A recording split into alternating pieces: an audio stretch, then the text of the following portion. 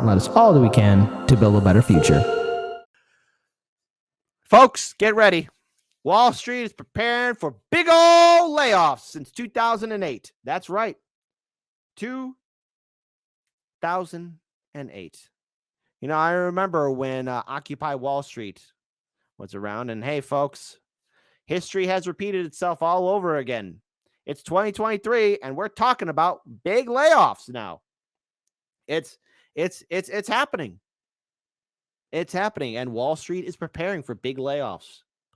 So that means get ready to see more people struggle, suffering, trying to make ends meet.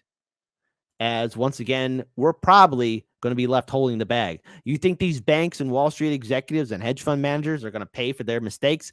The same people who caused the 2008 collapse are still running around free.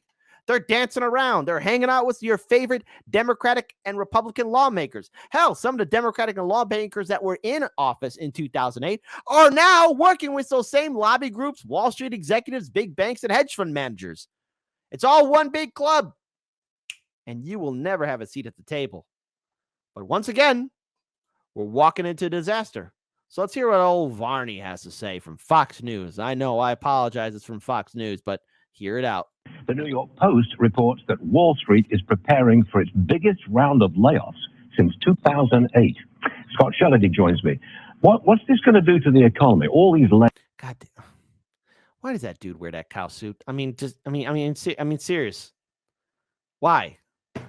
You're on national television, dude. I mean, could you dress a little bit more professional? I mean, never mind. I'm done asking questions. I'm just done. I'm done asking questions.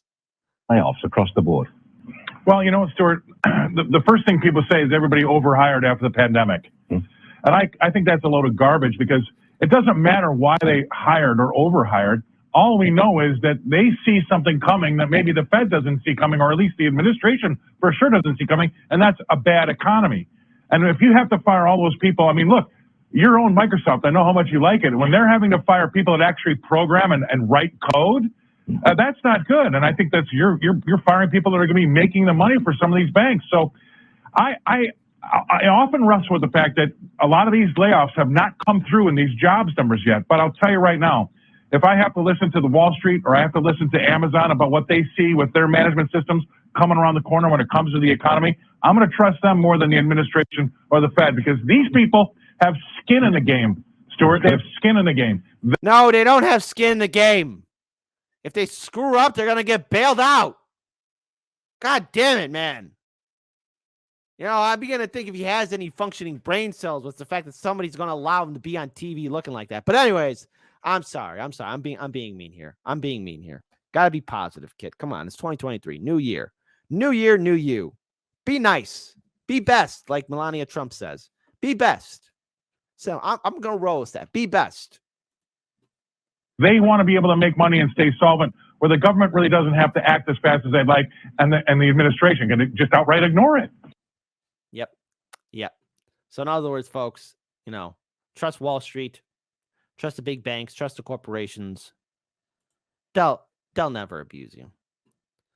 So right now, there's an article here from Common Dreams. Amazon, Microsoft, Google, and other major tech companies have moved in recent days to lay off tens of thousands of employees, slashing jobs across the board amid mounting fears of a Fed-induced recession. Call it what it is. It's a depression. But the sweeping job cuts, more than 18,000 at Amazon, 10,000 at Microsoft, 12,000 at Google. And those numbers are going to get higher. And by the way, these big tech layoffs that we're seeing at Amazon, Microsoft, Google, it's going to be impacting everyone. This is only the beginning. This is the canary in the coal mine, folks. And never forget, that was Barack Obama that told us we can't look backwards, folks. Folks, we got to look forward. Have another beer summit. Hope and change. Did your bastards really think I was going to do something? Who told you that? You believe my slogan? Hope? Yes, we can. I got to tell you, right here. So, anyways, continuing on. Apparently, these cuts were not enough to satisfy the ultra-rich investors, some of whom have taken larger stakes in tech companies with the intention of forcing layoffs and other cost-cutting as a way of boosting profits. because again, these people in Wall Street, they're not normal people. They're not like you and me. That's right, rich people. Us poor folk are saying that you ain't like us. You're not people to us. You're not people to me. The decision to cut 12,000 jobs is a step in the right direction. Oh, screw you. But it does not even reverse the very strong headcount growth of 2022. Billionaire hedge fund manager Christopher Hahn wrote in the January 20th letter to Google CEO Sundar Pichai, I believe that management should aim to reduce headcount to around 150,000, urging the tech behemoths to slash tens of thousands of additional jobs. They don't care about human beings, these Wall Street investors. They don't care if 2 million people are dead in the street, or 10 million people are dead in the street, or 100 million people are dead in the street, or even a billion. Because all what they care about is money. I mean, honestly, you know, you want to look at two films that really shine a light on just how corrupt and soulless some of these people are in Wall Street are. And of course, there are some redeeming characters in these two films. But I mean, these two films really stand out. And I've been watching clips of them back to back this past weekend. And that is The Big Short and Margin Call. The people in Wall Street are not humans. They're not people. They're not people. They're not people. They're not like us. They're not like us at all. And dare I say it, one more controversial statement, they're all probably evil. There we go. Or maybe I'm being mean. But again, we're walking into a recession, dare I say it, a depression. And they're going to get away with it. Elliott Management, a large U.S. investment firm, recently opened a multi-billion-dollar position in the software giant Salesforce, which announced earlier this month that it will be cutting roughly 10% of its workforce, around 8,000 jobs. Bloomberg reported Monday that Salesforce will probably be urged by activist investors such as Elliott to cut more jobs, make changes to the board, and spin off big acquisitions in search of, you guessed it, greater profit. Investors greeted the news Sunday that Elliott had taken a multi-billion-dollar stake in the stake by sending shares up to 3.1% Monday at a close at $155.87, the highest price since the company announced co-chief executive Brett Taylor's departure on November 30th. Bloomberg added, the shares of other tech companies staged similar rallies in the wake of layoff announcement. The music streaming company Spotify announced Monday that it's cutting 6% of its global workforce, and the firm's stock surged as a result. Now, for a company that keeps on having a lot of problems, Facebook parent company Meta and Google parent company Alphabet also saw their stocks rise following their layoff announcements, which were met with outrage by employees and labor organizations. Well, no duh. This should not come as a surprise to any one of us. They're okay with people being poor. You will own nothing and be happy. Eat bugs. Live in a little hut. Oh, what? You want to own a home?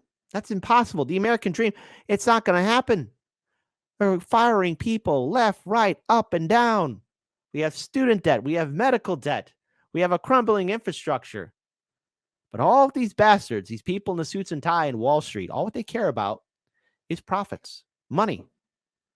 See, when they're in their ivory towers, they're looking down at us. These are the same institutions, the banks, Wall Street managers, hedge fund managers, corporations. See, they bought our politicians. They own our politicians. They own the media. You think they really, really care about you? And when the markets implode, blow up, and everyone's wondering, what happened? How could this have happened? I am absolutely confident that the very people who caused the disaster are going to get away with it. They're not going to serve jail time. We've legalized bribery and corruption. I mean, hell, our politicians are in on the game. They're doing insider trading. They know it. You don't have a seat at the table because our politicians don't like you. They're not going to think about you, and they don't respect you. I really feel sorry for anyone that's a diehard Democratic or Republican voter. Take off the sunglasses so I could see your shiner. Be brave.